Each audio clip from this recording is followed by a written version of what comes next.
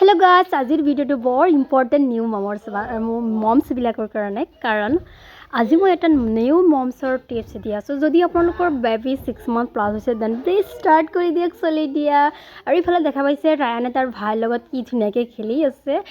Ryan তাক ভাই বুলি কয়। আৰু এয়া দেখা পাইছে মোৰ ছিষ্টাৰৰ ল'ৰা।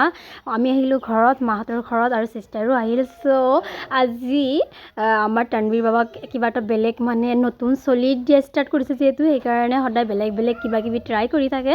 চ' আজি দি আছে তাক এপল পিউৰি, আৰু ইয়াতে দেখা পাইছে এপলটো ধুনীয়াকৈ গ্ৰাইণ্ড কৰি লৈছে বায়ে, আৰু অকণমান গৰম কৰি লৈছে। দেন কি ধুনীয়াকৈ খুৱাই আছে। বাবাৰ ৰিয়েকশ্যনটো চাইছেনে? পজিটিভ দিছে দেই ৰিজাল্টটো। যেতিয়া বাচ্ছা এটাক নতুন কিবা এটা ট্ৰাই কৰা যায়, যদি বাচ্ছাই পজিটিভ ৰিজাল্ট দিয়ে দেন মাকৰ কথাটো ক'বই নালাগে।